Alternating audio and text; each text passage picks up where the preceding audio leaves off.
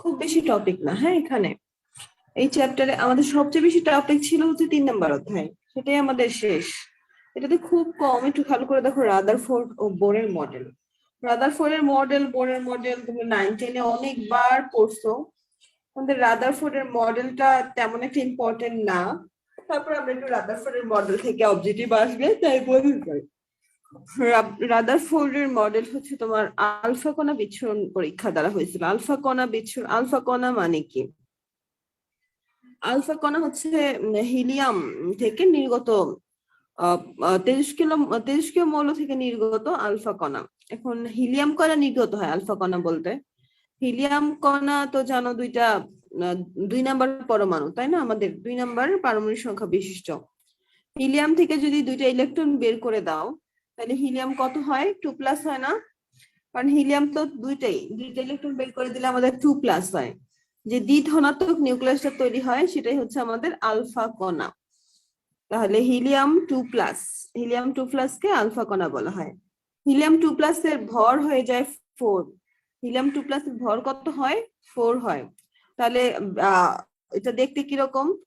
H2+ নিচে 2, এই সাইডে হচ্ছে 4, এরকম আর কি। হ্যাঁ, এই সাইডে 4, মাঝখানে হিলিয়ামের সংকেত, উপরে 2+, নিচে 2 পারমাণবিক সংখ্যা।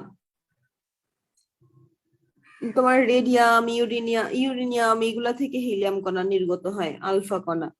আলফা বিটা গামার কথা জানি না আমরা, ওই আলফা বিটা গামার আলফা কণা নির্গত হয়। কম্পোজিট শ্রেণীভুক্ত। কম্পোজিট কণা আলফা কণা, ডিউটেরন কণা। আমরা পিছনে পাবো কম্পোজিট কণা মানে কি। আলফা কণা নেওয়া হয়, আর এটা হচ্ছে পাতলা সোনার পাত নেওয়া হয়। পাতলা সোনার পাতের পুরুত্ব দেখো 0.004, 4 নাম্বার অবস্থানে 4, 0.4 নাম্বার অবস্থানে 4 সেন্টিমিটার পুরু। এটা সেন্টিমিটারে। যদি মিটারে দেওয়া হইতো তাহলে কত হইতো? রৌনক বলো। সেন্টিমিটারে দিছি তাই 0.3টা 0 তারপরে 4। যদি মিটারে দেওয়া হইতো তাহলে 3টার পরে না, 2টা জায়গায় 4 হইতো, বুঝছো? 0.004 হইতো যদি আমাদের মিটারে দেওয়া হইতো। তারপর জিঙ্ক সালফেট আবরণযুক্ত পর্দা দেওয়া হয় একটা। এই কি কি আছে জাস্ট আমরা জানবো, আর কিছু অবজেক্টিভের জন্য এটা। তো এইখানে আমাদের একটু খেয়াল করে পর্যবেক্ষণ, আমরা এই দিকে একটু খেয়াল করে দেখি। আমাদের এই যে জিঙ্ক সালফেটের আবরণযুক্ত পর্দা দিছি একটা, সেন্টার একটা নিউক্লিয়াস আছে। আমি প্রচুর পরিমাণে আলফা কণা নির্গত করছি, প্রচুর পরিমাণে আমি আলফা কণা দিচ্ছি। দেওয়ার পরে ম্যাক্সিমাম আলফা কণাই হচ্ছে এদিক দিয়ে চলে যাচ্ছে, মানে এই জায়গাটা ফাঁকা তাই চলে যাচ্ছে লম্বালম্বি করে। এখন আমার এই আলফা কণাটা হঠাৎ করে একটা কণা একটু বিচ্যুতি হয়েছে, একটা কণা উল্টা দিকে ফেরত আসছে। তখন আমার কাছে মনে হইলো যে আমি যেহেতু পজিটিভ কিছু দিছি আর এই জিনিসটা উল্টা ব্যাক করে আসছে, তাহলে পজিটিভ কিছুর সাথে বাড়ি খাইছে, তাই সে ভেতর দিকে না ঢুকতে পেরে ব্যাক করে আসছে। সেন্টারে খুব ছোট একটা জায়গায় সে পজিটিভ কিছুর সাথে বাড়ি খাইছে। তখন আমি পজিটিভ কিছুর নাম দিলাম হচ্ছে নিউক্লিয়াস। নিউক্লিয়াসটা পজিটিভ এবং সে সেন্টারে আছে, টোটাল পরমাণু সমস্ত ভর বহন করে আছে। সকল রশ্মি ব্যাক করে আসে অল্প সংখ্যক, একদম 1%, 99%-এর মধ্যে মাত্র 1% ব্যাক করে আসে। বলা হয় যে 20,000টার মধ্যে মাত্র একটা ব্যাক করে আসে। এর থেকে বুঝলাম যে পরমাণুর মাঝখানে পুরো জায়গাটাই ফাঁকা। তারপরে হচ্ছে সেন্টারে যে আছে সেটা যেহেতু ব্যাক করছে, বিকর্ষণ হয়েছে, তাহলে আমি দিছি ধনাত্মক চার্জ, ব্যাক করলো, তাহলে এটাও আবার ধনাত্মক চার্জ। আমাদের মাঝখানে যে আছে নিউক্লিয়াস, তাহলে ধনাত্মক চার্জ বিশিষ্ট। জাস্ট এগুলো একটু আমরা রিডিং করবো, আর কিছু না। অবজেক্টিভের জন্য মানটা যদি পারো পড়ো, তেমন আসে না। এবার এইটুকুর পরে আমরা নিচের দিকে যাব। নিচের দিকে রাদারফোর্ডের পরমাণু মডেল নিয়ে যদি আলোচনা করি, ওই একই কথা। সেন্টারে ধনাত্মক চার্জ বিশিষ্ট ভারী বস্তু বিদ্যমান। এই সেন্টারে মোট টোটাল আয়তনের তুলনায় নিউক্লিয়াসের আয়তন অতি নগণ্য। আয়তন খুব নগণ্য, কিন্তু টোটাল ভরটা নিউক্লিয়াসের মধ্যে আছে। পরমাণু বিদ্যুৎ নিরপেক্ষ। নিউক্লিয়াসে ধনাত্মক চার্জ সমান সংখ্যক ঋণাত্মক নিউট্রন থাকে, ইলেকট্রন থাকে, সরি। আমাদের যত সংখ্যক প্রোটন তত সংখ্যক ইলেকট্রন থাকে, এটা তো আমরা জানি, তাই না? সেই কথাটাই বলছেন। এগুলো একবার রিডিং করবো আমরা, তেমন একটা কিছু আসবে না। তারপর আরেকটা কথা হচ্ছে, এই জায়গাটা একটু ভালো করে পড়ো। সৌরজগতের মডেলের সাথে কেন রাদারফোর্ডের মডেলের তুলনা দেওয়া হয়েছে, এটা 2 মার্কের জন্য আসতে পারে। আমরা সৌরজগতের কথা তো জানি, সৌরজগতের সেন্টারে যদি সূর্য থাকে, চারদিকে তার বিভিন্ন বলয় দেখতে পাই আমরা, বলয়গুলোর মধ্যে বিভিন্ন গ্রহ থাকে, গ্রহগুলা ঘুরতেছে প্রতিনিয়ত সেন্টারকে কেন্দ্র করে। ওরকমই ইলেকট্রন গুলাও আমাদের এই সেন্টারকে নিউক্লিয়াসকে কেন্দ্র করে প্রচুর ঘুরতেছে। কিন্তু আমাদের গ্রহগুলা তো শক্তি শেষ হয়ে সেন্টারে পতিত হয় না, কিন্তু ইলেকট্রন গুলো এক সময় শক্তি হারিয়ে আস্তে আস্তে সেন্টারে পতিত হয়। এইটাই আমাদের সৌরজগতের সাথে রাদারফোর্ডের পরমাণু মডেলের মধ্যে পার্থক্য। রাদারফোর্ডের পরমাণু মডেলটা ধ্বংস হয়ে যায় এবং হচ্ছে ইলেকট্রন গুলো আস্তে আস্তে শক্তি হারিয়ে সেন্টারে পতিত হয় বৈদ্যুতিক কেন্দ্রমুখী আকর্ষণ বলের কারণে। কিন্তু আমাদের সূর্যগুলা কিন্তু সেন্টারে পতিত হয় না। তবে ব্ল্যাক হোল ব্যাখ্যা দিতে গেলে আবার আরেক কথা, ব্ল্যাক হোল ব্যাখ্যা দিতে গেলে বলা হয় যে কৃষ্ণ গহ্বরে বা কৃষ্ণমণ্ডলে একসময় সব গ্রহগুলা পতিত হবে। এটা পরের কথা, কিন্তু সেটাকে প্রায়োরিটি না দিয়ে সবাই এটাকে ভুল ধরছে যে রাদারফোর্ডের পরমাণু মডেলটা আসলে ঠিক না, উনি উল্টাপাল্টা কথা বলছে, এটা বলছে। এটাকে সোলার সিস্টেম মডেল মানে সৌর মডেল বা নিউক্লিয়ার মডেলও বলা হয়। জাস্ট একবার রিডিং দিবা। সীমাবদ্ধতা, ওই তো সীমাবদ্ধতা বলছে।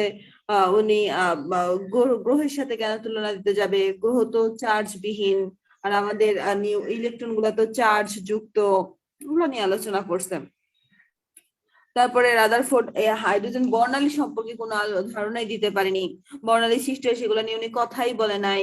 মানে যত ভুল ধরা দরকার একটা মানুষের, সবাই মিলে তার উপর লেগে পড়ছে। এমন হয় না একসময় কেউ কিছু আবিষ্কার করলে 4 পাশ থেকে তার ভুল ধরতে চায়, এটাই মানুষের নিয়ম আর কি। কারো ভালো দেখলে সবাই একদম হচ্ছে তার গবেষণা শুরু করতে চায় যে সে কি আছে, তার খারাপটা কি বের করে। আসলে রাদারফোর্ড কিন্তু পরমাণু মডেল না দিলে কারো মাথায় পরমাণু মডেলের কথা তখন আসছিলই না। রাদারফোর্ড পরমাণু মডেল দিছে, আর বাকি সবাই তার ভুল ধরার জন্য উঠে পড়ে লাগছে। আর একটা মানুষ প্রথম শুরু করছে, তার ভুল হইতেই পারে, তবে তার ভুলগুলা হচ্ছে সীমাবদ্ধতা, সে কেন ভুল বলবে। এই জন্য রাদারফোর্ডের পরে রাদারফোর্ডের যে সহকারী ছিল, যে হেল্পার ছিল, যে তার সাথে কাজ করতো ল্যাবরেটরিতে, সে ভুলগুলা বুঝতো, বুঝছো, সে একটু ট্যালেন্ট ছিল। রাদারফোর্ডের সাথে বোর কাজ করতো তার ল্যাবরেটরিতে। বোর বুঝতেছিল যে রাদারফোর্ড এখানে এখানে এখানে এখানে ভুল করছে, সে ওই জায়গাগুলো সুন্দর মতো মার্ক করে রেখে চুপচাপ বসে আছে। রাদারফোর্ড পরমাণু মডেলটা দিব, তার কিছুদিন পরে আমি একটা মডেল দিব যেখানে যে রাদারফোর্ডের পরমাণু মডেলের ভুলগুলা থাকবে। তখন মানুষ রাদারফোর্ডের পরমাণু মডেল গ্রহণ না করে আমার মডেল গ্রহণ করবে। দেখছো কত ষড়যন্ত্র, দুনিয়াটা কত খারাপ।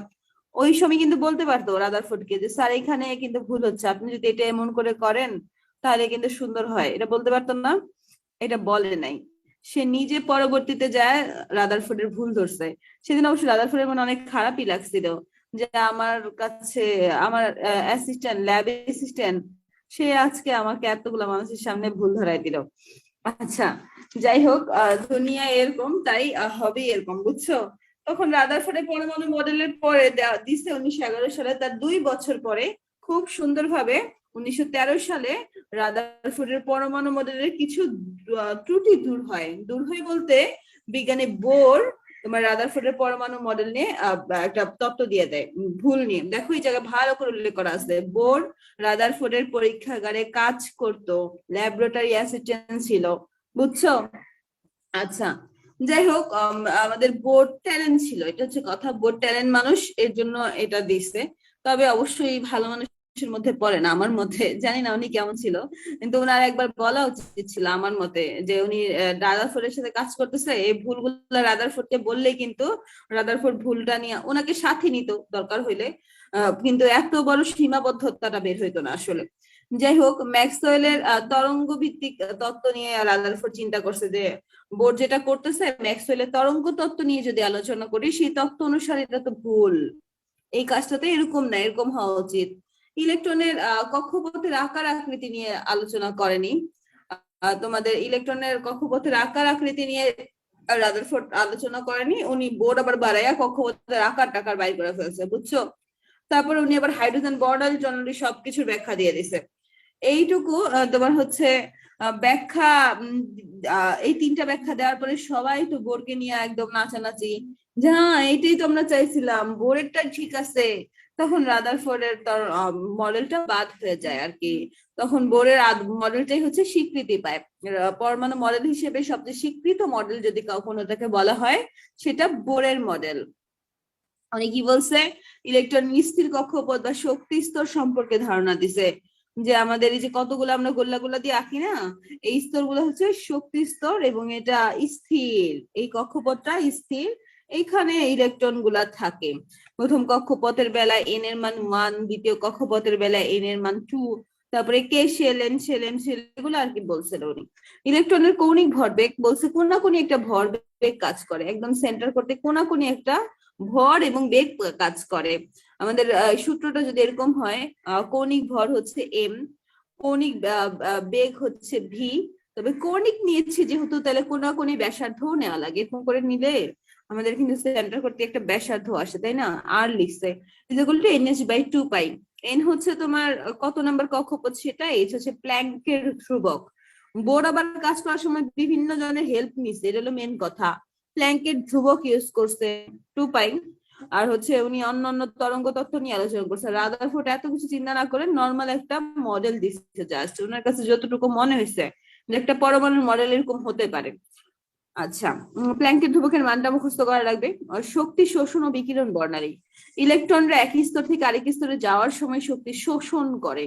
আমরা কি করি, নিচ থেকে উপরে উঠলে সবসময় দেখা যায় ম্যাক্সিমামই কারণের শোষিত করে উপরে ওঠা লাগে। নর্মালি চিন্তা করো, একটা অনেক ধনী মানুষ কিন্তু যে কোনো ভাবে গরিবদের কাজে লাগায়া তাদের পরিশ্রম শোষণ করে তারপরে সে ধনী হয়, এরকম না? ব্যাপারটা ওরকম।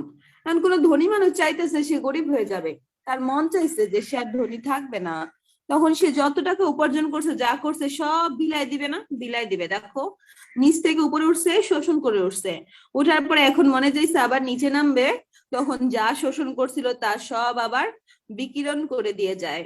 তাহলে আমাদের নিম্ন কক্ষপথ থেকে যদি শক্তি শোষণ করে কোনো ইলেকট্রন উচ্চ কক্ষপথে যায়, তখন যেই শক্তি শোষণ করে আবার উচ্চ কক্ষপথ থেকে নিম্ন কক্ষপথে আসার সময় সেই শক্তিগুলাই আবার বিকিরিত হয়ে যায়, বিকিরণ করে। এখানে শক্তির একটা পার্থক্য আছে।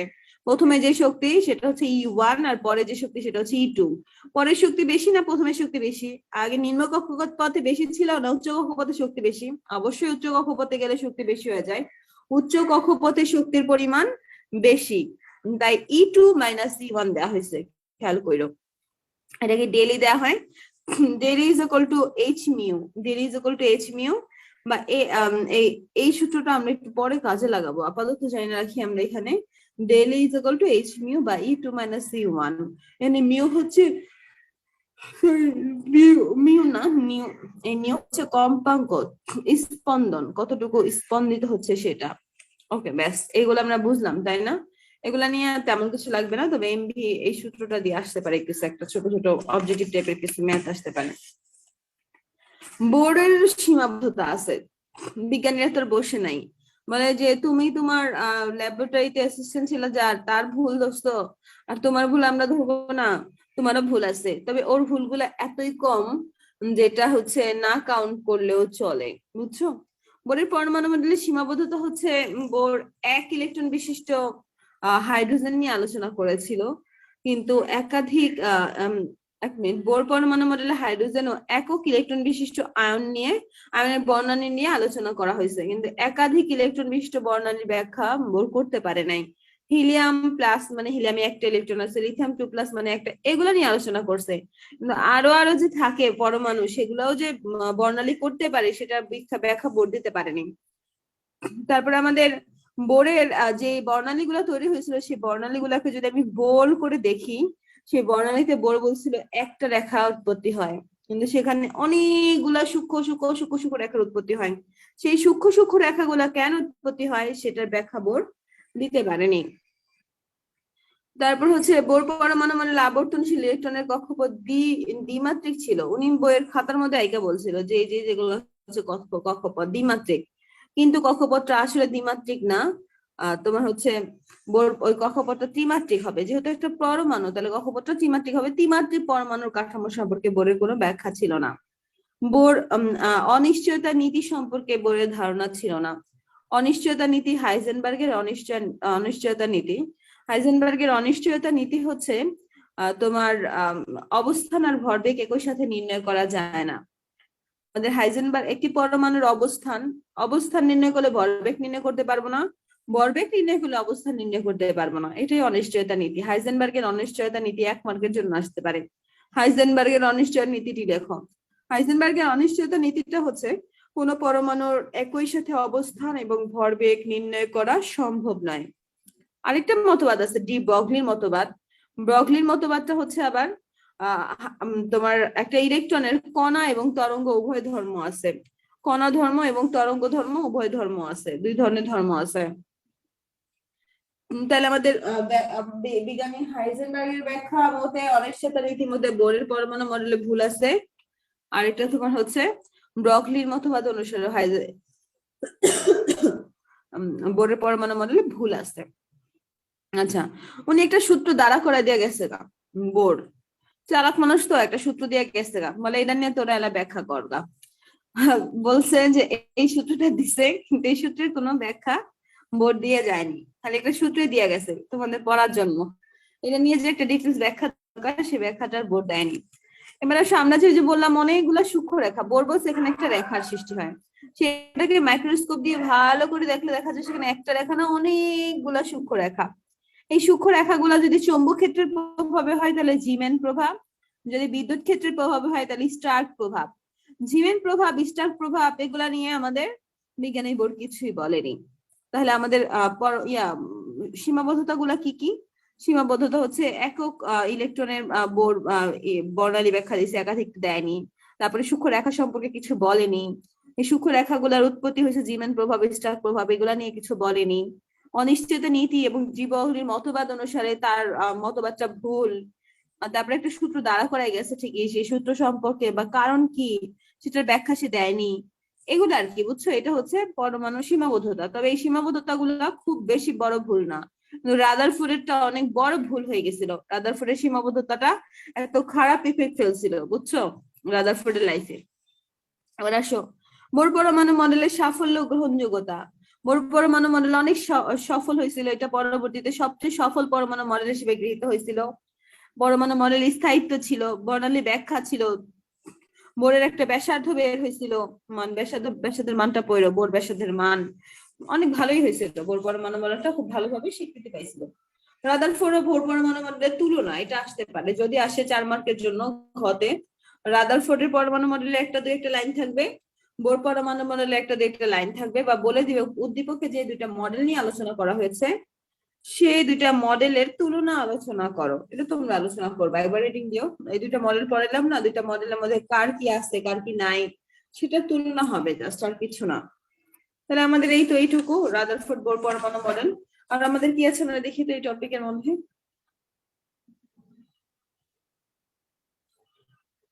রাদারফোর্ড বোর মডেল, জাস্ট আমরা রাদারফোর্ড বোর মডেলটা দেখছি, তাই না? তুলনা, সীমাবদ্ধতা সবই দেখলাম। তাহলে এইটুকুই আমাদের এখান থেকে। তারপরে আমরা এখানে লাইমেন সিরিজ, বামার সিরিজ হয়েছিল আমাদের। যদি নিম্ন শক্তি স্তর 1 নাম্বার স্তর হয়, তাহলে উচ্চ শক্তি স্তর কিন্তু 2 থেকে শুরু করে আরো যত খুশি তত হইতে পারে, তাই না? আবার নিম্ন শক্তি স্তর যদি 2 নাম্বার হয়, তাহলে উচ্চ শক্তি স্তর কিন্তু 3 থেকে শুরু করে যত খুশি হতে পারে। নিম্ন শক্তি স্তর 3 হইলে 4 থেকে, বা 4 হইলে 5 থেকে উচ্চ শক্তি স্তরে, এমন করে। এই যে আমাদের শক্তি স্তর গুলা যদি নিম্ন শক্তি স্তরে 1 হয় এবং উচ্চ শক্তি স্তর 2 থেকে শুরু করে আরো বেশি হয়, তাহলে সেটাকে বলে লাইমেন সিরিজ। নিম্ন শক্তি স্তর 2 হলে বামার, নিম্ন শক্তি স্তর 3 হলে প্যাশন, 4 হলে ফোন, 4 হলে বাকেট, 5 হলে ফোন, 6 হলে হ্যামফ্রেস। এইগুলো একসাথে মনে রাখো। লাইলি বার্মার পশ্চাতে বুম ফেলে হাসে। লাইলি বার্মার পশ্চাতে বুম ফেলে হাসে, মানে কত না সিরিয়াল গুলা পড়বা আর কি, লাইমেন, বার্মার, প্যাশ্চেত, এইগুলো আর কি। লাইলি দিয়ে লাইমেন 1 নাম্বার, মানে নিম্ন শক্তি স্তরটা যদি n = 1 হয়, বার্মার দিয়ে হচ্ছে 2 নাম্বার, 3 নাম্বার হচ্ছে প্যাশন। এগুলো একটু লিখে রাখো, জাস্ট আর কিছু না। তবে এই জায়গায় যে কটা কোশ্চেন আছে, এই কটা কোশ্চেনের অ্যান্সার যদি কেউ পড়তে পারে, তাহলে আমাদের পরীক্ষায় কি আসবে সেটা রিটেন কোশ্চেনে যে আসবে সে পেরে যাবে। তবে অবজেক্টিভ পড়ার জন্য অবশ্যই একটু দাগানো বইটাই খুঁজে খুঁজে পড়া দরকার, বুঝছো? এটা SW, এটার অ্যান্সারটা আমি পাঠিয়ে দিতে বলবো না। আর তাহলে এইটুকু হচ্ছে আমাদের বোর আর রাদারফোর্ডের পরমাণু মডেল ছিল। এই ম্যাথ গুলা আসলে আসবে না আমার কাছে যতটুকু মনে হয়। তারপরে যেহেতু MVR সূত্রটা দিছিল বোর, তাহলে আমাদের সূত্রটা একটু দেখা যাওয়া উচিত, ছোট ছোট ম্যাথ। এখানে একটা অঙ্ক আমি তোমাদের একটু বলে দিই। হাইজেনবার্গের হাইড্রোজেন পরমাণু তৃতীয় শক্তি স্তরে আছে, তাহলে এন এর মান কত? 3। এইচ এর মান জানি, 2 পায়ের মানও জানি। কৌণিক ভরবেগ, ভরবেগ হচ্ছে এমভিআর। কৌণিক ভরবেগ বলতেই এমভিআর বোঝায়। মানে এমভিআর এর মানগুলা বসাও, চাপ দিয়ে করে ফেলো, হয়ে গেছে না ম্যাথ? দেখো তো হয়েছে। পাই মানে 22/7, এটা তো জানো, বা 3.1416, এটা তো জানি আমরা। মানগুলা বসায় টান দিয়ে অঙ্কটা করে ফেলতে পারবো না যদি আমাদের এইচ এর মান মুখস্থ থাকে। এইচ এর মান মুখস্থ থাকে, পায়ের মান মুখস্থ থাকে, এই অঙ্ক আমাকে ক্যালকুলেটর চাপ দিলে অ্যান্সার দিয়ে দিবে। তারপরে এখানে আমাদের হচ্ছে গতিবেগ চাইছে, তার মানে ভি এর মান চাইছে। আমরা এখানে এমভি কৌণিক ভরবেগ বের করব, তারপর ইলেকট্রনের গতিবেগ বের করব।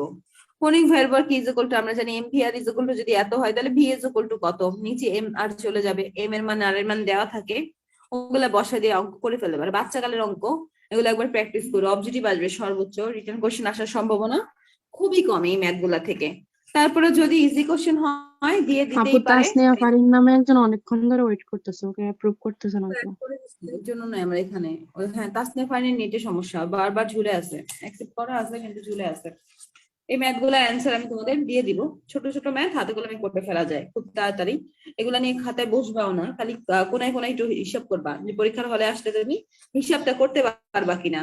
অত লেখা লেখা আমরা জানি হ্যান ত্যান করে ম্যাথ করার টাইম নেই এগুলা, কারণ বড় ম্যাথ আছে আমাদের আর এই চ্যাপ্টারে। আমাদের নিচে দ্রাব্যতার নীতি, দ্রাব্যতার গুণফলের ম্যাথ, হিউজ ইম্পর্টেন্ট এর ম্যাথ। এবার কোয়ান্টাম সংখ্যা, বিভিন্ন উপশক্তি স্তর এবং ইলেকট্রন ধারণ ক্ষমতা, এটা খুব ইম্পর্টেন্ট, এটা আমাদের খুব ভালো করে পড়া লাগবে। বোর তত্ত্বের প্রয়োগ চাইনি, আমরা পড়বো না, খালি বোর মডেল চাইছে তাই না, তারপরে আমরা বোর মডেলের সূত্র পর্যন্ত গেছি, ম্যাথ পর্যন্ত আসছি, তাই এটার দরকার নাই, যেহেতু চাই নাই তাই আমরা এটা নিয়ে আর কাহিনী করবো না। আমরা এখন চলে যাব কোয়ান্টাম সংখ্যায়। চলো কোয়ান্টাম সংখ্যায় যাই। কোয়ান্টাম সংখ্যা সবাই যাও। সোলিঞ্জারের মতবাদ ছিল, অনেক কিছু ছিল, এগুলো লাগে না যেহেতু, তাহলে ঝামেলা করে লাভ নাই, টাইম নেই তোমাদের। তবে মেডিকেলের জন্য পড়ে রাখা উচিত, পরে পড়ো তোমরা। আগে যারা শেষ করছো তাদের তো শেষ টাইম ছিল, এখন আর টাইম নেই। মেডিকেলে বলা যায় না, অনিশ্চয়তা নীতি, বুঝছো? মেডিকেলের জন্য মেডিকেলে শর্ট হবে না ফুল হবে, কোনো নিশ্চয়তা নাই। এবার কোয়ান্টাম সংখ্যা, কোয়ান্টাম সংখ্যা 4 রকমের: প্রধান, আজিমুথাল বা সহকারী, চুম্বকীয় বা ঘূর্ণন। প্রধান কোয়ান্টাম সংখ্যাকে এন দ্বারা প্রকাশ করা হয়, প্রিন্সিপাল কোয়ান্টাম নাম্বার। অ্যাজিমুথাল সহকারী কোয়ান্টাম সংখ্যা, এটা হচ্ছে সাবসিডিয়ারি কোয়ান্টাম নাম্বার। চুম্বকীয় কোয়ান্টাম সংখ্যা হচ্ছে ম্যাগনেটিক কোয়ান্টাম নাম্বার। ঘূর্ণন কোয়ান্টাম হচ্ছে স্পিন কোয়ান্টাম নাম্বার, ইলেকট্রনের দিক নিয়ে আলোচনা করা হয় ঘূর্ণনে। চুম্বক হচ্ছে চুম্বক ধর্ম নিয়ে আলোচনা, আর অ্যাজিমুথাল তো সহকারী, এগুলো জানি আমরা। এই কথাগুলো কই থেকে আসছে, তোমার হচ্ছে আমাদের প্রথমত হচ্ছে শক্তি স্তরের সাইজ, সাইজ নিয়ে আলোচনা করা হয়, শেপ নিয়ে আলোচনা করা হয়, ওরিয়েন্টেশন নিয়ে আলোচনা করা হয়, দিক নিয়ে আলোচনা করা হয়। সাইজ নিয়ে আলোচনা করা হয় এখানে, শেপ নিয়ে আলোচনা করা হয় এখানে, আর হচ্ছে ঘূর্ণন ত্রিমাত্রিক ওরিয়েন্টেশন নিয়ে আলোচনা করা হয় কোয়ান্টামে, আর ঘূর্ণন নিয়ে আলোচনা করা হয় স্পিনে। কোনটা নিয়ে কি আলোচনা করে একবার দেখবো খালি, আর কিছু অবজেক্টিভ আসবে। এরপরে আমাদের প্রধান কোয়ান্টাম সংখ্যার মান তো এন।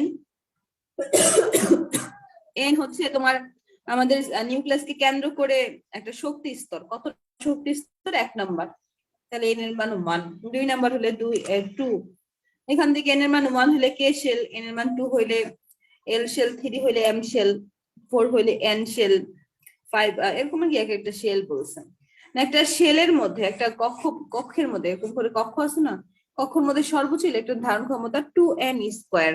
তাহলে আমি যদি তোমাকে বলি 4 নাম্বার কক্ষপথে কতগুলো ইলেকট্রন থাকতে পারে, বের করো। 2n², বলো কত? 4 দাও, 4 4 16, 16 ইন্টু 2, তাহলে 4 নাম্বার কক্ষপথে কয়টা সর্বোচ্চ ইলেকট্রন ধারণ ক্ষমতা? 32টা, তাই না? যেরকম করে পরীক্ষা হলে বের করে তাড়াতাড়ি অবজেক্টিভ জায়গায় চলে আপু আসতে যদি হবে। 5টা নাম্বার বলে তাহলে কি 32 হবে নাকি ওটা আরো বেশি হবে? 5 5 25, 50, সর্বোচ্চ ইলেকট্রন ধারণ ক্ষমতা 50 তখন আমাদের সূত্র মতো তো ওইটাই, তাই না? যা আসে 5 নম্বর হলে 50। আচ্ছা, এগুলার ম্যাথ লাগে না এই জায়গায়, আর এটা হচ্ছে আমাদের প্রয়োগ থেকে দিচ্ছে, লাগবে না, শুধু আমরা এন শেল, কে শেল, এই শেল গুলা নিয়ে আলোচনা করবো ডিটেলসে, মানে কোয়ান্টাম সংখ্যা নিয়ে আলোচনা করবো ডিটেলসে। এবার অ্যাজিমুথাল বা সহকারী কোয়ান্টাম সংখ্যা। অ্যাজিমুথাল হচ্ছে উপশক্তি স্তর বোঝায়, আমাদের এন দিয়ে শক্তি স্তর বুঝাইছে, আর অ্যাজিমুথাল বা সহকারী কোয়ান্টাম সংখ্যা দিয়ে উপশক্তি স্তর বুঝাইছে। এন এর মান 1 হইলে, এন এর মানের উপর উপশক্তি স্তর এল এর মান ডিপেন্ড করে। এন এর মান 1 হইলে এল এর মান 0, এল এর মান 0 হইলে একটু চিন্তা করো, এন এর মান 1, তাহলে 1 এস, এস এর মান 0, বুঝছো?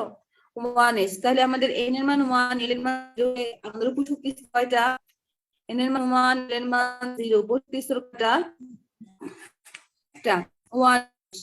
এই 1 এসে সর্বোচ্চ ইলেকট্রন ধারণ ক্ষমতা কয়টা? আমাদের উপশক্তি স্তরে একটা, তাহলে একটা উপশক্তি স্তরে ইলেকট্রন ধারণ ক্ষমতা কয়টা? দুইটা। প্রতি শক্তি স্তরে ইলেকট্রন থাকে সর্বোচ্চ। তাহলে n is equal to 2, যদি 2 হয় তাহলে l এর মান 0 1, মানে sp দুইটা চলে আসছে আমাদের। তখন 2 নাম্বার n, তাহলে 2s2p, 2s2p তাহলে সামনে কাভার দিব আর কি।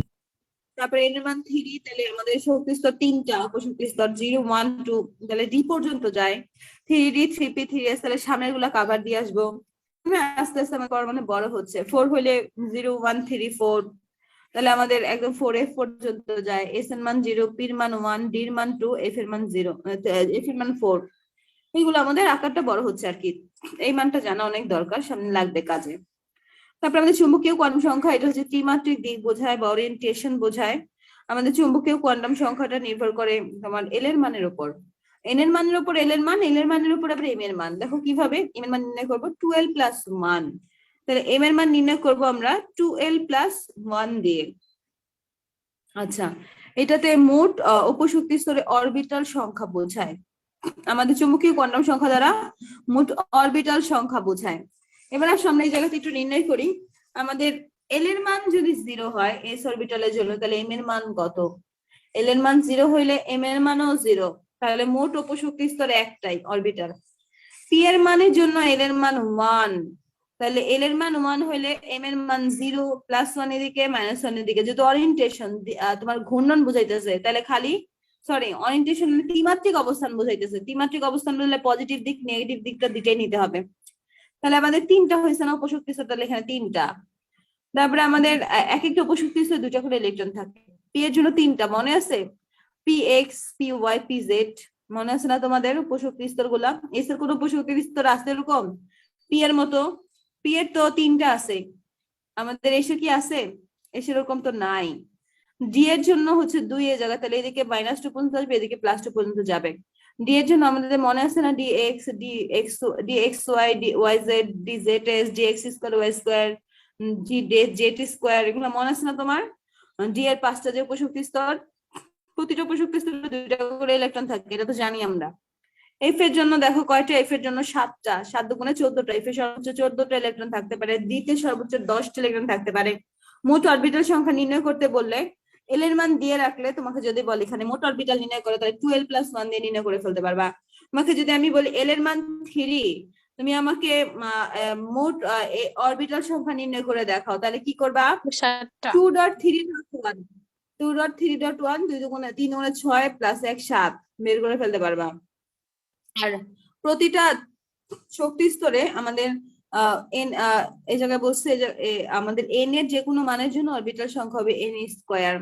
যদি n এর মান 2 হয় তাহলে অরবিটাল সংখ্যা n² মানে 4 হবে। n এর মান যদি তোমার 3 হয় তাহলে অরবিটাল সংখ্যা 9 হবে। n এর মান তোমার হচ্ছে টোটাল অরবিটাল সংখ্যা আর কি কয়টা হবে? n এর মান 3 হলে আমাদের n এর মান যদি 3 হয় তাহলে মোট অরবিটাল 3²। যদি আমাদের n এর মান দিয়ে মোট অরবিটাল চাই, ইলেকট্রন সংখ্যা না, ইলেকট্রন সংখ্যা তাহলে তো 2n², মনে আছে না? সর্বোচ্চ ইলেকট্রন সংখ্যা তাহলে 2n²। আমাদের ইলেকট্রন না চাই, যদি বলে অরবিটাল কয়টা, তাহলে কি 2n² হবে না অনলি n² হবে? n এর মান দিয়ে অরবিটাল চাইছে, ইলেকট্রন না। আমরা জানি যত সংখ্যক অরবিটাল তার চেয়ে দ্বিগুণ সংখ্যক ইলেকট্রন, তাই 2n² গুণ করে দিয়েছিলাম 2n²। এখন শুধু অরবিটাল চাইছে, তাহলে শুধু কি দ্বারা ইয়া করবো? n²। এই কথাটা বুঝছি আমরা, n²। এখন এইখানে আমাদের দেখো একটু n = 3, তাহলে s p আর d সবই আছে। s অরবিটাল গোলাকার, p অরবিটাল ডাম্বেল আকার, d অরবিটাল ডাবল ডাম্বেল আকার। আর 2 হইছে তাহলে গোলাকার আর ডাম্বেল, আর n = 1 হচ্ছে শুধু আমাদের গোলাকার। তো কোনটা কিরকম হবে আকৃতি অরবিটালে সেগুলো দেখাই দিছে, আর কিছুই না। ওকে, এইটুকু হলে ঘূর্ণন কোয়ান্টাম সংখ্যা, একটা ইলেকট্রনের দুইটা দিক থাকে ঘোরার, একটা পজিটিভ দিক একটা নেগেটিভ দিক। আমাদের পজিটিভ হাফ হচ্ছে পজিটিভ দিক বোঝায় ঘড়ি কাঁটার দিকে, একটা হচ্ছে ঘড়ি কাঁটার বিপরীত দিকে। এই মানটা জাস্ট আমরা জানবো, আর কিছুই না, পজিটিভ হাফ নেগেটিভ হাফ। এই জন্য আমরা ইলেকট্রন একটা মুখটা এমনি দিই, একটা মুখ এমনি দিই, আঁকার সময় একটা মুখ এমনি আঁকি না, একটা মুখ এমনি আঁকি না, মনে আছে না তোমাদের? মানে এই যেরকম চিহ্ন দিই একটা, বুঝছো, উপর নিচ মুখ করে দিই, কারণ আমাদের পজিটিভ আর নেগেটিভ আর বোঝায়। আচ্ছা, এত কিছু পড়ার মেইন কারণ হচ্ছে আমাদের এই ছকটা, যেহেতু কোয়ান্টাম সংখ্যা নিয়ে বলেছে, তাই আমাদের এই ছকটা খুব ভালো করে পারা লাগবে। ছকটা 4-5 বার লিখতে হবে কমপক্ষে, একটু সোজাই, ভালো করে বুঝলে আমাদের সমস্যা হয় না। আমাদের প্রথম কক্ষপথ তাহলে n is equal to 1, পরীক্ষা আসবে n is equal to 1 হইলে তার হচ্ছে প্রতি স্তরে মোট ইলেকট্রন সংখ্যা কত বের করে দেখাও, তখন মানে এই লাইনগুলো যাইতে হবে। n is equal to 1 হইলে l is equal to 1, l is equal to 1 হইলে অরবিটাল 1s হইলে l এর মান যদি 0 হয় m এর মান 0, তাহলে অরবিটাল হচ্ছে একটা। আমাদের একটা অরবিটালে তোমার একটি অরবিটালে positive half negative half spin and দুইটা ইলেকট্রন থাকে। একটা অরবিটালে সর্বোচ্চ কয়টা ইলেকট্রন থাকতে পারে? দুইটা। একটা যদি পজিটিভ হাফ হয় আরেকটা নেগেটিভ হাফ হবে। ইলেকট্রন সংখ্যা কয়টা? দুইটা, তাহলে 1:2 সর্বোচ্চ। এই তো আমরা 1 নাম্বারটা পাইরা গেছি। 2 নাম্বারটা n is equal to 0 হইলে l is equal to 0, l is equal to 1 হবে, তাই না? 2 আছে না, তাহলে আমাদের n এর মান 2 হলে l এর মান 0 1 হয়, এটা তো পড়ে আসছি। তাহলে 0 হইলে যেহেতু 2 তাহলে 2s, আর হচ্ছে আমাদের যেহেতু 2 p আছে, তাই 1 আছে, তাহলে 2p। 2s এর জন্য l এর মান 0 হইলে m এর মান 0, কয়টা? হাফ p এর বের করলা। p তে আসলে সর্বোচ্চ কয়টা? তোমাদের হাফ হাফ করে 3 গুণে 6 হয় আর কি সর্বোচ্চ p তে।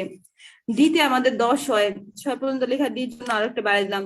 যদি d পর্যন্ত এটা বের করতে পারো তাহলে তোমার বাসার কাজ n is equal to 4 করে আনা। 3 পর্যন্ত এটা করবা, একটু কঠিন লাগবে, 4-5 বার প্র্যাকটিস করা লাগবে। তোমার বাসার কাজ n is equal to 4 করে আনা।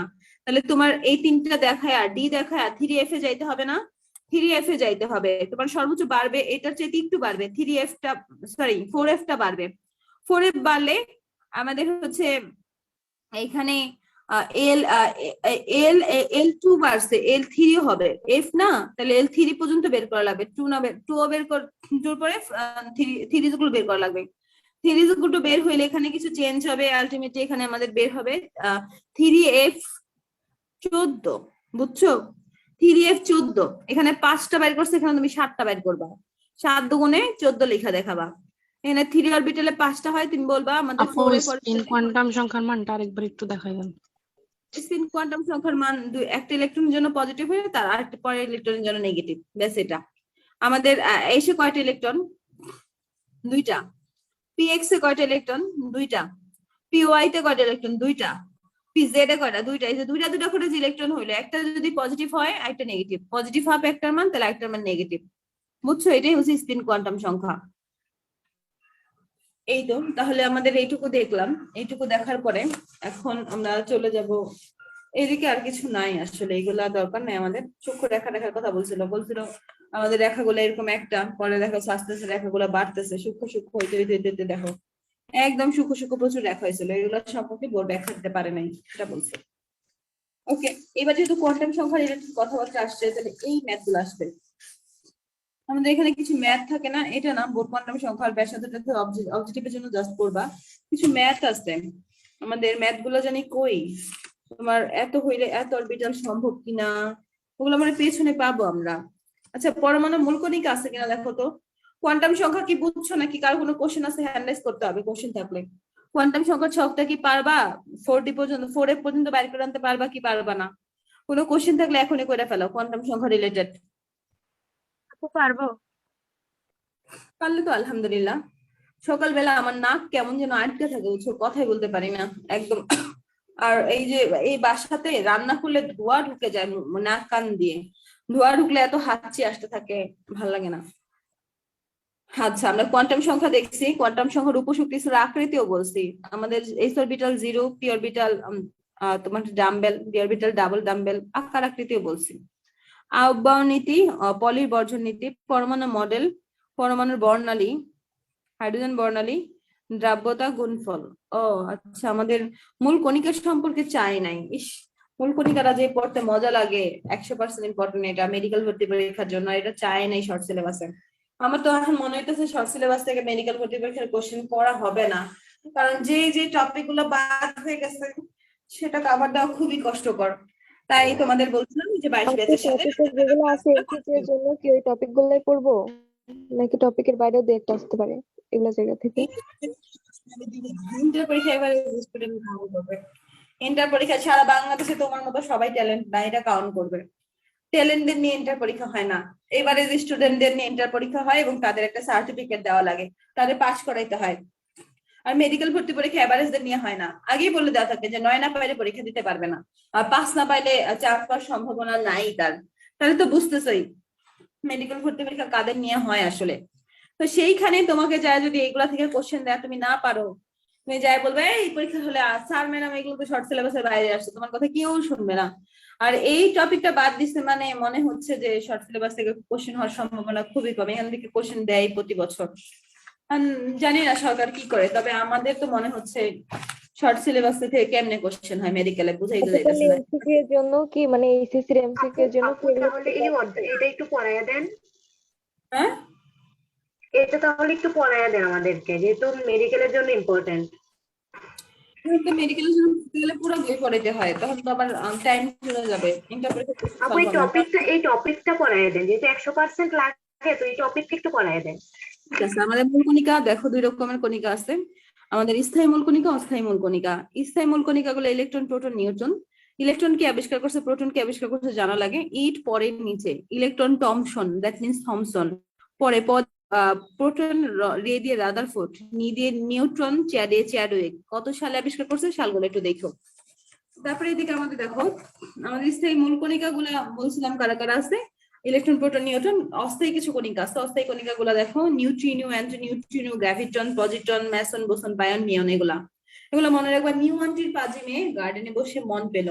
নিউ দিয়ে নিউট্রন, আন্টি দিয়ে অ্যান্টি নিউট্রন, পাজি দিয়ে পজিট্রন, মেয়ে দিয়ে ম্যাসন, গার্ডেনে দিয়ে হচ্ছে গ্র্যাভিটন, গার্ডেনে দিয়ে বসে বদে বোসন, মন দিয়ে মিয়ন, পেলোর পদে পাইওন। এগুলা কম্পোজিট কণিকার কথা একটু আগে বলছিলাম, যে হিলিয়াম কণিকা এক ধরনের কি কণিকা, কম্পোজিট কণিকা।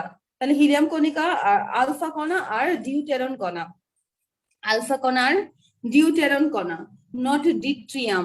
কি কণা? ডিউটেরন কণা। অপশনে ডিট্রিয়াম দিয়ে দিবে, যে নিচের কোনটি কম্পোজিট কণিকা নয়। ডিট্রিয়াম কম্পোজিট কণিকা নয়, ডিউটেরন কম্পোজিট কণিকা। আচ্ছা, আমাদের হাইড্রোজেনের আইসোটোপ কয়টা তোমরা তো জানো, হাইড্রোজেনের আইসোটোপ 3টা, তাই না? হাইড্রোজেন, তারপর হচ্ছে কি কি জানো, ডিট্রিয়াম আর সরি ডিউটেরিয়াম আর টিট্রিয়াম।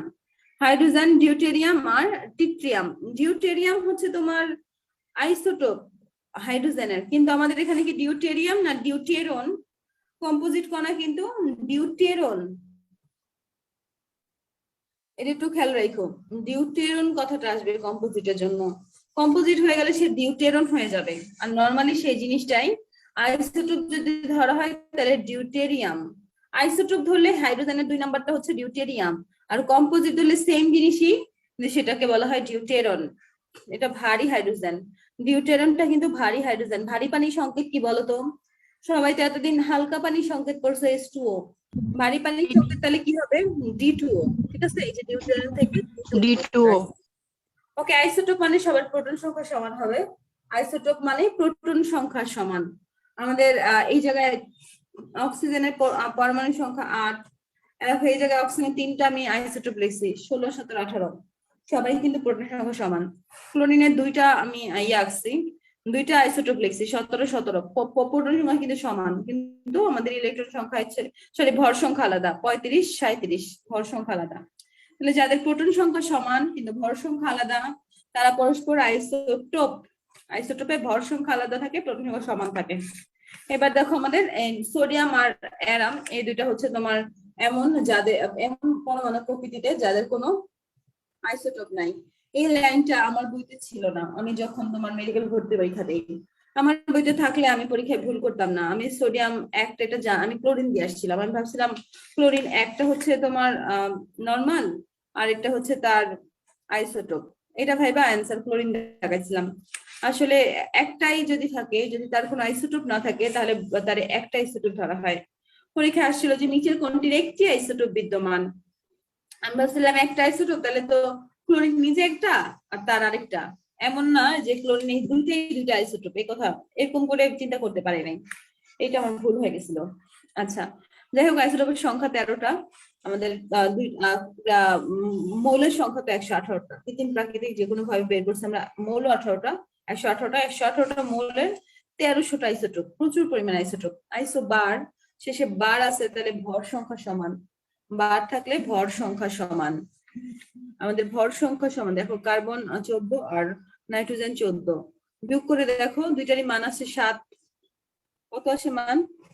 তোমার হচ্ছে 1 মিনিট, পরস্পর আইসোবার।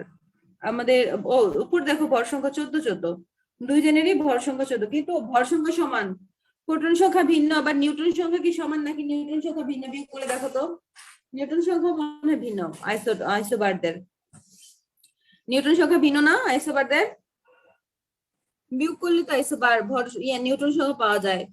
ভর সংখ্যা থেকে প্রোটন সংখ্যা বিয়োগ করলে নিউটন সংখ্যা পাওয়া যায়।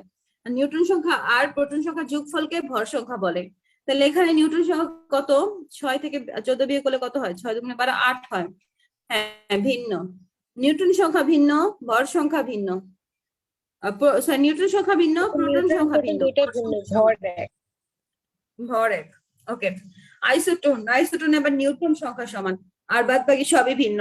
দেখো কার্বন আর অক্সিজেন নিউটন সংখ্যা সমান, বিয়োগ করে দেখো দুইজনেরই নিউটনের মান 8 আসে নিউটন সংখ্যা, কিন্তু ভর সংখ্যা ভিন্ন, পারমাণবিক সংখ্যা ভিন্ন, প্রোটন সংখ্যা ভর সংখ্যা দুইটাই ভিন্ন, কিন্তু নিউটন সংখ্যা সমান হলে তাদের আইসোটোন বলে।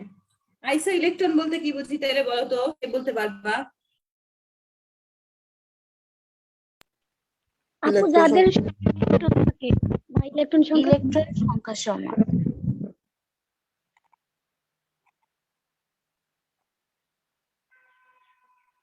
আচ্ছা, যাদের ইলেকট্রন সংখ্যা সমান তারা আইসো ইলেকট্রন, ইলেকট্রন সংখ্যা সমান হলে আইসো ইলেকট্রন হয়।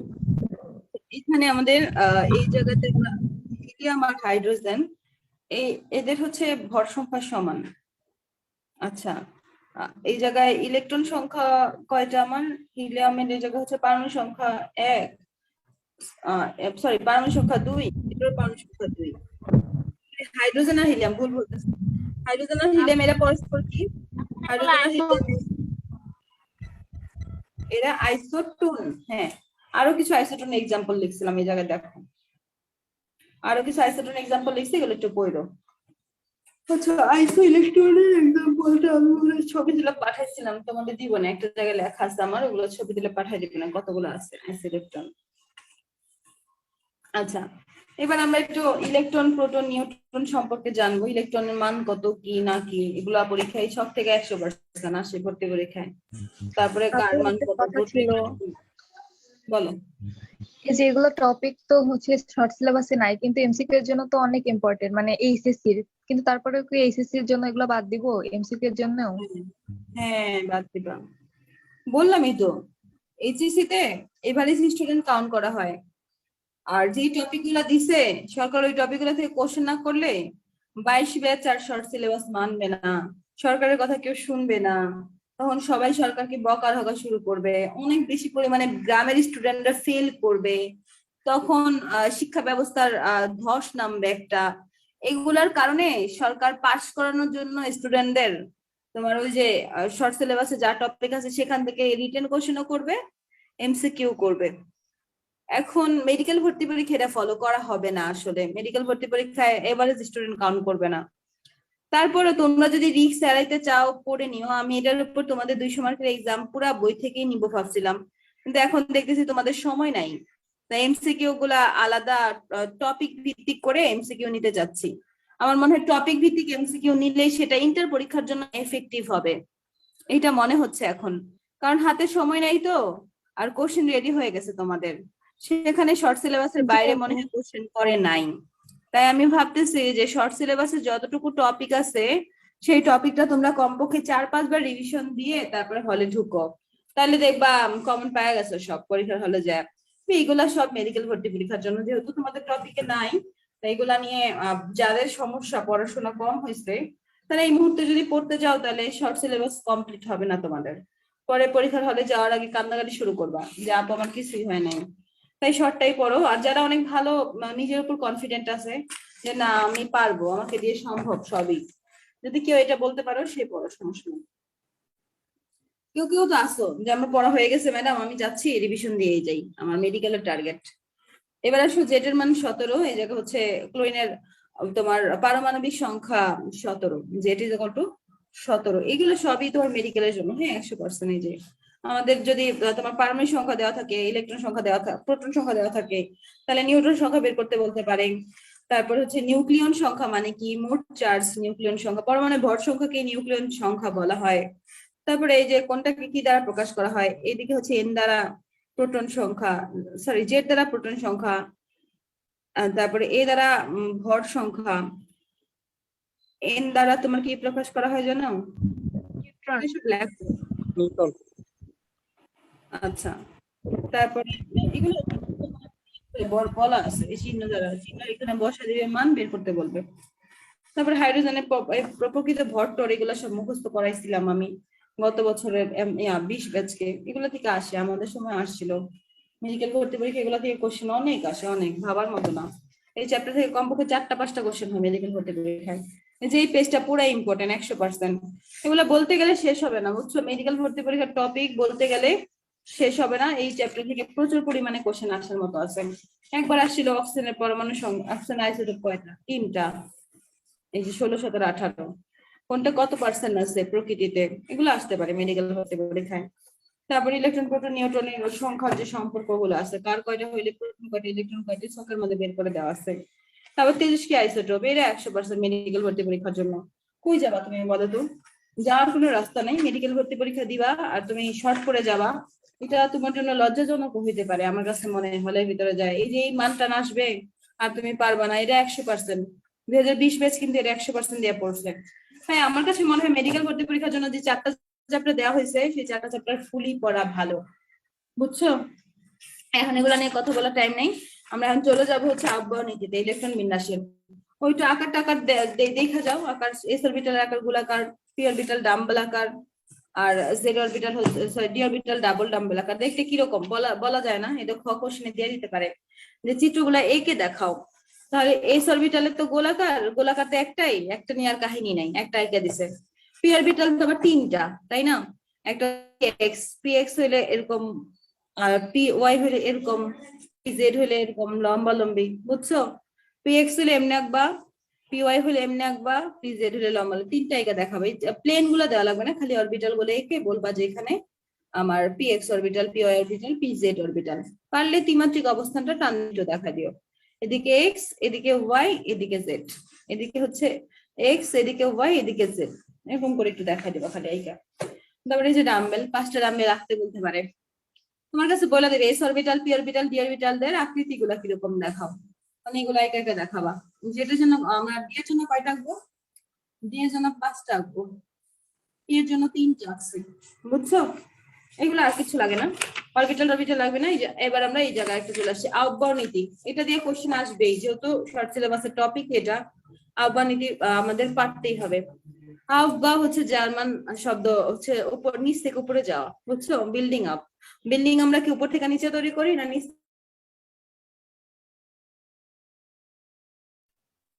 অবশ্যই নিচ থেকে উপরে তৈরি করি না, নিচে বানাই আগে, তারপরে স্তর ফিল আপ করে তারপর স্তর যাওয়ার যে নিয়ম, সেটাই আহ্বায়ক নিয়ম।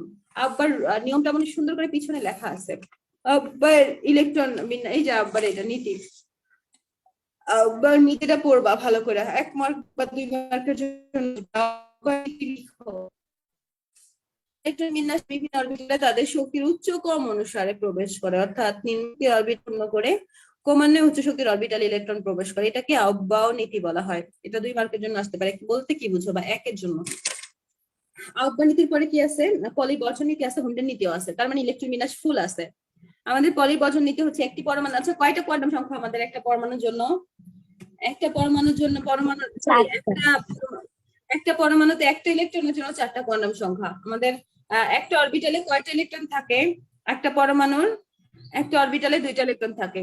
2টা ইলেকট্রনের 4টা কোয়ান্টাম সংখ্যার মান কখনো সমান হয় না। আমি যদি তোমাকে হিলিয়াম নিয়ে কাজ করে দেখাই, হিলিয়ামের 2টা না, হিলিয়ামের 2টা হইলে আমাদের এস অরবিটালে 2টা, এস এর এন এর জন্য 1 হইতে পারে, এস অরবিটালে 1s2, তাই না? এন এর মান 1 হইতে পারে, এন এর মান 1 হইলে এন এর মান 0 হইতে পারে, এন এর মান 0 হইলে এন এর মান 0 হইতে পারে, কিন্তু এস এর মান 0, এস এর মান একই হবে না। যেহেতু 2টা, তাহলে তাদের দিক কি হবে? ভিন্ন হবে, পজিটিভ হাফ নেগেটিভ হাফ, এটাই বুঝাইছে। আচ্ছা, এটা তো আমাদের কার জন্য করলাম, এটা করলাম এস এর জন্য, মানে 1:2 এর জন্য। আমি যদি তোমাকে পি এক্স স্কোয়ার জন্য মান বের করতে বলি, তাহলে কি বের করবা? P x square 2px square, তাহলে 2px স্কোয়ার এন এর মান কত? দুইজনের জন্যই এন এর মান 2, এন এর মান 2 হইলে এল এর মান কত? এল এর মান একই কথা, তাই না? 2 হইলে এল এর মান প্রথমটার জন্য হচ্ছে তোমার এল ইজ ইকুয়াল টু 0 1, দ্বিতীয়টার জন্য 0 1।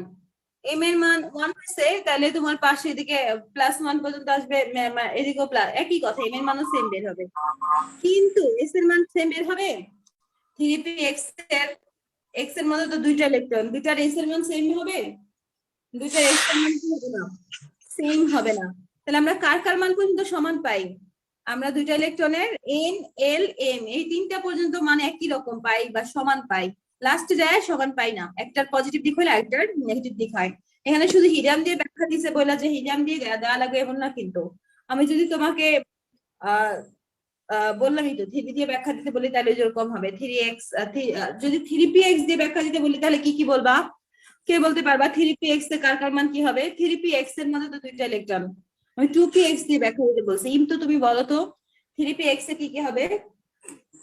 3px এর জন্য কি হবে বলো, ইম তো আনমিউট করে বলো। 3px এর জন্য কি হবে? এন এর মান 3 হবে দুইটারই। 3px এর কয়টা ইলেকট্রন? 3px এর দুইটা ইলেকট্রন না? তাহলে n এর মান 3, দুইটার জন্য n ইজ ইকুয়াল টু 3 3 হবে। n ইজ ইকুয়াল 3 হইলে l এর মান দুইটার জন্য 0 1 2 হবে, দুইটার জন্য 0 1 2। m এর মান তাহলে 0 1 2 পর্যন্ত এদিকেও -2, ওইদিকেও +2, এদিকেও দুইটাই একই সেম হবে। তারপরে s এর মান যা কি হবে? s এর মান যা প্লাস আপ মাইনাস আপ হবে। তাহলে যে কোনো একটা আসলে পারবা না? যে কোনো অরবিটাল উল্লেখ করে দিয়ে পলির গঠন নীতির প্রয়োগ দেখাইতে বললে পারবা কি পারবা না বলো? বুঝছো কথাটা আমি কি বলছি নাকি? পারবা?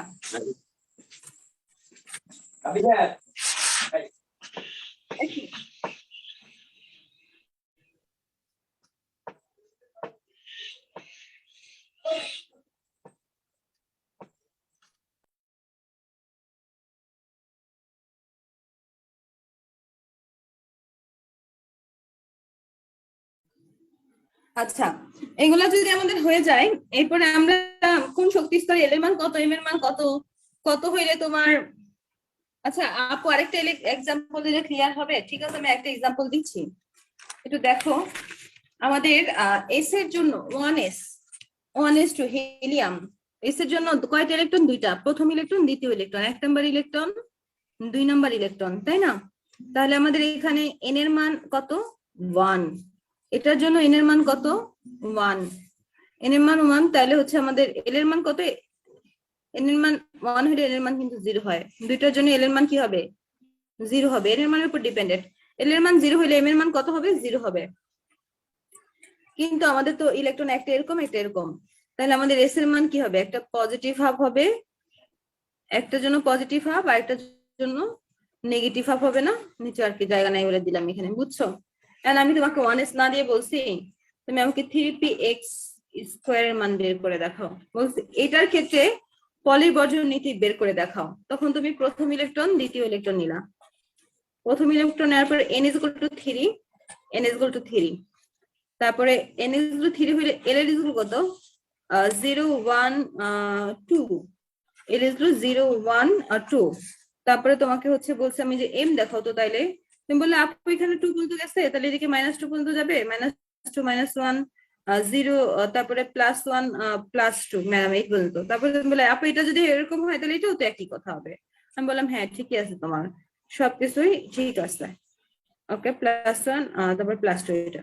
কিন্তু এই জায়গায় দুইটা ইলেকট্রন, তখন তুমি বললে যে ম্যাম একটু ঝামেলা এই জায়গাতে, এস এর মানের জায়গায় হচ্ছে একটা যদি প্লাস হাফ হয় আরেকটা ম্যাম আরেকটা হচ্ছে মাইনাস হাফ হবে। বুঝছো এবার ব্যাপারটা? বুঝছো না? এবার পারবা সবাই বাসায় যে কোনো একটা দিয়ে আমি তোমাকে বের করতে দিব, পারবা না? আমি বলে দেবো 4py² বের করে দেখো তোমাকে, তখন পারবা না? আবার আমি যদি বলি 4pz বের করে দেখো তোমাকে, পারবা কিন্তু, এগুলো পারা যাবে। ওকে, এরপরে আসো আমাদের এই জায়গায় আমরা এখন চলে যাব আমাদের আকার আকৃতি কার কিরকম দেখতে, কয়টা ইলেকট্রন থাকে, এগুলো আগেই পড়ে আসছি, বলছিলাম এগুলো লাগবে, মনে রাখো। এই যে এখন লাগবে এসে অরবিটাল সংখ্যা একটা হলে ইলেকট্রন সংখ্যা কয়টা, দুইটা। আমরা জানি অরবিটালকে ইলেকট্রন দিয়ে গুণ করলে আমাদের ইয়া বের হয়ে যায়। তারপর কয়টা সর্বোচ্চ কার কি, এগুলো পড়ে আসছি না একটু আগে, পড়ে আসছি, এগুলো লাগবে না। তারপরে যে এন স্কোয়ার, এই যে একটু আগে এন স্কোয়ার কথা মনে আছে তোমাদের, অরবিটালে অরবিটাল সংখ্যা এন স্কোয়ার আর টু এন স্কোয়ার আছে ইলেকট্রন সর্বোচ্চ, এগুলো পারি না আমরা সবাই পারি। এরপরে হুন্ডের নিয়ম, বিজ্ঞানী হুন্ড আবার আরেক নিয়ম বলছে ইলেকট্রন বের করার ক্ষেত্রে, বলছে অরবিটালে ইলেকট্রন গুলো এমন ভাবে আসে একই শক্তি সম্পন্ন বিভিন্ন অরবিটালে। তাহলে কার কথা বলা হয়েছে, এস অরবিটাল নাকি পি অরবিটাল বলো তো? বিভিন্ন শক্তি সম্পন্ন বিভিন্ন অরবিটাল কার থাকে, এস এর থাকে না পি এর থাকে? অরবিটাল কার থাকে, পি এর থাকে, ডি এর থাকে, তাই না? এই যে বলছে তাহলে আমাদের হুন্ডের নিয়মটা শুরু হয়েছে পি অরবিটাল আলা যৌগ থেকে। হুন্ডের নিয়ম কার ক্ষেত্রে প্রযোজ্য নয় যদি পরীক্ষায় আসে? Hydrogen, helium, lithium. এই হাইড্রোজেন, হিলিয়াম, লিথিয়াম, আচ্ছা লিথিয়ামে তো পি, বেরিলিয়াম এক্স এর জন্য প্রযোজ্য নয়। তাহলে হাইড্রোজেন আর হিলিয়ামের জন্য আমাদের হুন্ডের নিয়ম কি না, প্রযোজ্য না। বুঝছো? দেখো কিভাবে ঘুরে পেঁচে কোশ্চেন হয়, আমাদের বইয়ের পড়াগুলাই থাকে, বইয়ের পড়ার ভিতরে না কিছু হিডেন কোশ্চেন থেকে যায়। এই মেডিকেলেও একই কথা, আমরা পড়ি বই জানো, তোমাদের তারপর তো আমরা কোশ্চেন গুলো বলে দিচ্ছি, আমাদের স্যার ম্যাডামরা এমন করে বলে দেয় না। তোমরা এই যে অ্যাজ ইউজুয়াল টিচার যেমন মনে করো না, অ্যাজ ইউজুয়াল টিচার বলতে কলেজের টিচার যারা, তারা কি তোমাকে এগুলো বলে দেয় কোনটা এভাবে নিয়মটা মনে রাখো, এই সিস্টেমে কোশ্চেন আসতে পারে, এগুলো না বলে নর্মালি লেকচার দিয়ে চলে যায়। ওরকম পরীক্ষাতে কি আসে না আসে, কেমনে কি আসে না বুঝলে নর্মাল লেকচার দিয়ে চলে যায়, তারপরে হলের ভিতরে যায় কোশ্চেন জিজ্ঞাসা করে ওনাদের মন মতো, আর অ্যান্সার মন মতো না হলে 3 মাস পরে আসো। এগুলো হচ্ছে মেডিকেলের সিস্টেম। তবে যারা অনেক পড়াশোনা করে তারা কিন্তু বের করে ফেলতে পারতো, যেমন তোমরা যদি অনেক পড়াশোনা করতে নিজেরাই চিন্তা করে বের করতো না যে বিভিন্ন শক্তি সম্পন্ন অরবিটাল, তাহলে এত অরবিটাল কই পাবো আমরা, এসে পাবো না পি তে পাবো? অবশ্যই একাধিক অরবিটাল পি তে থাকে। এখানে যেহেতু আমাদের বিভিন্ন শক্তি সম্পন্ন বিভিন্ন অরবিটালের কথা বলা আছে, দ্যাট মিনস একাধিক অরবিটাল, একাধিক অরবিটাল আমার পি ডি এফ এগুলা ছাড়া তো পাওয়া সম্ভব নয়। তাহলে এই যে এখানে দেখো একই সম্পূর্ণ, এই যে পরে লেখা দিচ্ছে আবার শক্তি সম্পন্ন অরবিটাল বলতে আসলে পি অরবিটাল, ডি অরবিটাল আর এফ অরবিটাল। তাহলে 1s1s2 মানে আমাদের হাইড্রোজেন আর হিলিয়ামের ক্ষেত্রে হুন্ডের নিয়ম প্রযোজ্য নয়, এই কথাটা বলা নাই আর কি, বাদ বাকি সবই বলা আছে। হুন্ডের নিয়ম তাহলে আমরা একটু দেখি যে এমন ভাবে ইলেকট্রন প্রবেশ করবে যাতে সর্বোচ্চ সংখ্যায় বিজোড় অবস্থা থাকতে পারে। দেখো আমাদের এই জায়গায় নাইট্রোজেন 7টা ইলেকট্রন, এমন হইতে পারতো না যে 1s2 2s2 2px2 2py1 2pz0, এমন হইতে পারতো? হইতে পারতো যদি হুন্ড কথাটা না বলতো। হুন্ড বইলা দিছে যে দেখো 3টে ইলেকট্রন, তাহলে সবার আগে একটা একটা করে যাবে, সিঙ্গেল সিঙ্গেল, সব ইলেকট্রনরা চাই অযুগ্ম অবস্থায় থাকে। অযুগ্ম অবস্থা মানে তার কি অবস্থা, পূর্ণ অবস্থা না অর্ধপূর্ণ অবস্থা? দেখো তো, অযুগ্ম অবস্থা মানে বেজোড় অবস্থা, বেজোড় অবস্থা মানে অর্ধপূর্ণ অবস্থা না, পি এক্স অর্ধপূর্ণ, সবাই চায় অর্ধপূর্ণ হয়ে স্থায়িত্ব লাভ করতে। তারপরে যদি ইলেকট্রন বেশি হয় তারপরে আবার উল্টা করে আসে, যেমন এই জায়গায় যদি আমি অক্সিজেন দিতাম এখন, তাহলে আমাদের 3টা ফিল আপ করে তারপরে পি এক্স এ আসতো। বুঝছো? ওকে, এটা বুঝছি না আমরা। হুন্ডের নিয়মটা প্রয়োগ করবে, দেখো হুন্ডের নিয়মের প্রয়োগ নাইট্রোজেনের ক্ষেত্রে, নাইট্রোজেনের হুন্ডের নিয়মের প্রয়োগ দেখাইছি আমি, এই যে দেখো হুন্ডের নিয়মের প্রয়োগ দেখাই এই দেখা দিচ্ছে আছে। তাহলে যে কার কার মান কত, পি এর মান এম এর মান কত, তাই কি হবে 2px এর এম এর মান কত, px এর এম এর মান কত বলো বলো, -1 না? তারপরে পি ওয়াই এর 0 আর কত +1 না, এই মানগুলো দেওয়া আছে। এটা নাইট্রোজেনের তোমার এই বক্সটা দেখাতে বলবে আর কি। তারপর যদি বলে নাইট্রোজেনের ক্ষেত্রে আমার সব মান বের করে দেখাও, তাহলে কি করবা? তাও তো নাইট্রোজেনের প্রথম ইলেকট্রন যে প্রথম ঘর সেটা হচ্ছে S1s, তাই না? তাহলে দুইটার n এর মান 0, n এর মান 0, l এর মান 0, মানগুলো এটা 1s2 এর জন্য দেখাইছে। যদি আমাকে বলে 2s2 এর জন্য দেখাও, তাহলে সেমই আর কি, খালি 2 হয়ে যাবে আর কিছু না। s এর মানই তো s, তো s তো চেঞ্জ হয় না, তাই না? তাহলে পরের মান চেঞ্জ হবে না। আর তারপরে p3 এর জন্য দেখাইতে বলছে, তাহলে 5 নাম্বার ইলেকট্রনের জন্য 3p3, আমাদের 5 নাম্বার ইলেকট্রনটা কিন্তু 2 নাম্বার কক্ষপথেই আছে। 2 নাম্বার n এর মান 2 হইলে l এর মান কিন্তু 1 হয়। 1 বলতে 0 1 না লিখে 1 লিখছে। আমার এটার মান যদি 1 হয় তাহলে m এর মানও কি হয় বলো তো? m এর মানও কিন্তু 1ই হবে, মানে এদিকে 1 পজিটিভ 1 এদিকে নেগেটিভ 1, এরকম আর কি।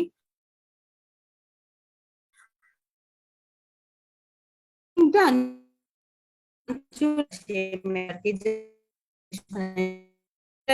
প্রথম রকম করে 1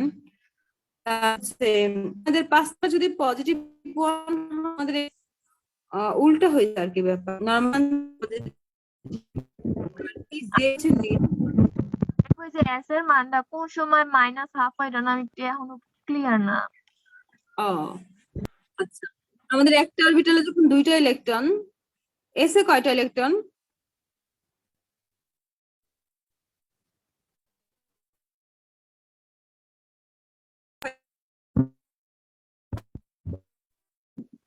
হ্যাঁ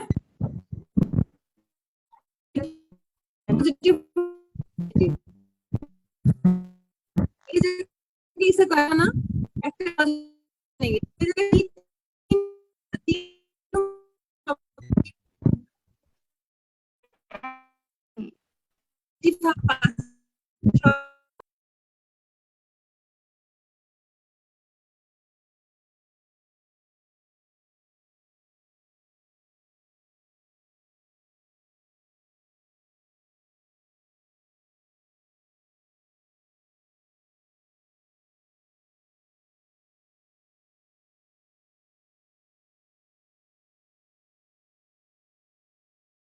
শুরু হয়ে গেছে। ও আল্লাহ আল্লাহ আল্লাহ আসলেই তো আচ্ছা এই চ্যাপ্টার কম্পিউটার করো এই চ্যাপ্টার সিস্টেমে ছবি তুলে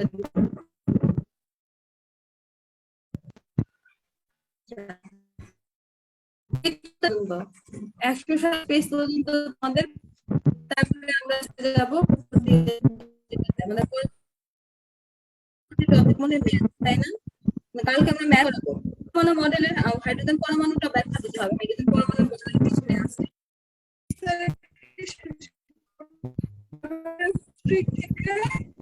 আমরা নভেম্বরের 20 তারিখ পর্যন্ত এমসিকিউ এক্সামের প্রোগ্রাম থাকবো 1 তারিখ থেকে আচ্ছা ঠিক আছে আর নভেম্বরের প্রথম উইক পর্যন্ত আমি সৃজনশীল সলভ করাবো বুঝাইয়া আমরা কিন্তু ফার্স্ট পেপার বুঝাই পড়াইছি না ফার্স্ট পেপারের প্রতি কনফিডেন্ট আসতেছে দেখো তো যে আপু সৃজনশীল আসলে আমি পারবো এই কনফিডেন্টটা কিন্তু তোমার আনা লাগবে যেহেতু টাইম ডিউরেশন খুবই কম আমাদের একদম 1.5 মাসের মধ্যে তোমার ইন্টার পরীক্ষার প্রিপারেশন নিতে হইতেছে আমরা প্রথম পত্র শেষ করছি কিন্তু শেষের দিকে আর কি তবে আমি যদি না পারি পরীক্ষা হলে চাইতে শেষ করে লাভ নাই আজকে এই পর্যন্ত থাকবে তোমাদের কারো কোশ্চেন থাকলে আমাকে জানাও আর নাহলে চলে যাও দেখো ক্লাস শুরু করলাম 40 জন নিয়ে 11 জনই গেছে তোমাদের কতটা ধৈর্য ওই ধৈর্য নিয়ে ডাক্তারি করতে চাও ডাক্তারি করতে যান জায়গা বুঝছো এই যে সারাদিন রাত ঘুমও আসে না আর তোমরা এইটুকু পেশে নিতে পারো আমাকে যদি এখন গিয়ে বলে যে তোমার মেডিকেলে পরে পড়তে হবে না তোমার ইন্টারে পড়া আর 10 বার পড়া লাগবে তাও খুশি কিন্তু হ্যান্ড রেজ করো তোমরা আর যা চলে যাও এখন আর থেকে লাভ নাই কোশ্চেন থাকলে হ্যান্ড রেজ করো নাহলে বাকিরা চলে যায় বাসা পড়াশোনা করো রিফসা তোমার কি কোশ্চেন সরি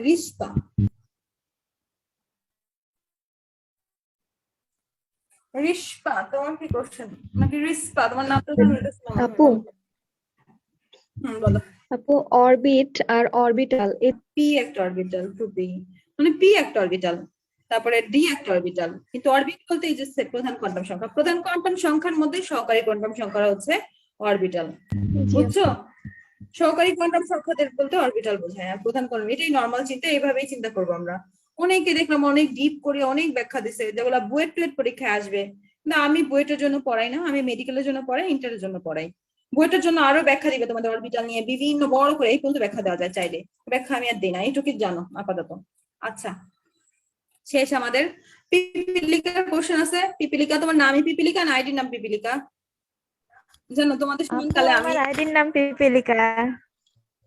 আচ্ছা আচ্ছা তোমাদের সমান যখন ছিলাম না তখন আমি কেমিস্ট্রি যে স্যারের কাছে পড়তে যাইতাম আমার নাম কেমিস্ট্রি পড়তাম হচ্ছে সালেক স্যারের কাছে আদমজির নাম শুনছো কিনা আমি ওই জায়গায় স্যার জিজ্ঞাসা করছে তোর নাম কি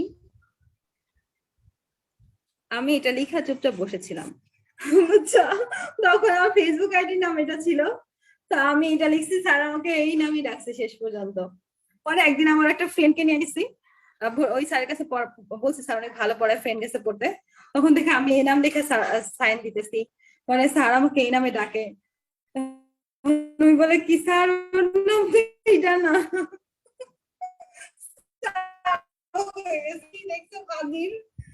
তুই এই নাম দিছস। আচ্ছা ঠিক আছে, পিপিলিতে তুমি কোশ্চেন করো তো। আপু আমাদের ওয়াইফাই চলে যাওয়ার জন্য হচ্ছে বুঝতে পারিনি ওই যে হুন্ডের নীতি আর পাউলির। তাহলে রেকর্ড শুনবা, অনেকখানি বুঝাইছি, এটা বুঝাইতে এখন জান বেড়ে যাবে আমার আবার। তাহলে তোমার রেকর্ডটা শুনবা। রেকর্ড আছে না ইমতু? ইমতু রেকর্ড আছে? আচ্ছা আপু। জি আপা আছে তো। ওটা রেকর্ড করছো না? জি জি করছি। আচ্ছা আচ্ছা, তাহলে ওটাও শুনবো। ওকে ওকে ঠিক আছে। ইমতু কোন কলেজ তুমি? আপু গভর্নমেন্ট বাংলা কলেজ। আচ্ছা আচ্ছা ঠিক আছে। ওকে, আমি ছবি তুলে পাঠিয়ে দিতেছি। আজকে এই পর্যন্তই থাকবো। ওকে, আল্লাহ হাফেজ। বাসায় পড়াশোনা অনেক বেশি করো। ওকে, আপু হ্যাঁ বলো। একটা কোশ্চেন ছিল, মানে অন্য হচ্ছে আর এর মান তো দুটা হয়, অনেক সময় দেখা যায় 8.32 হয়, আবার দেখা যায় 0.082, কোন ক্ষেত্রে কোনটা দিব? আচ্ছা, এটা নিয়ে আমরা সেকেন্ড পেপারে প্রথম অধ্যায়ে আলোচনা করব, টেনশন করো না। যদি লিটার প্রশ্ন, তাহলে লিটার অ্যাটমসফিয়ারের মান আসবে 0 আসবে। ওইটা হচ্ছে এখন কি হচ্ছে আমরা বুঝছো? ওকে, আজান আমি দেবো।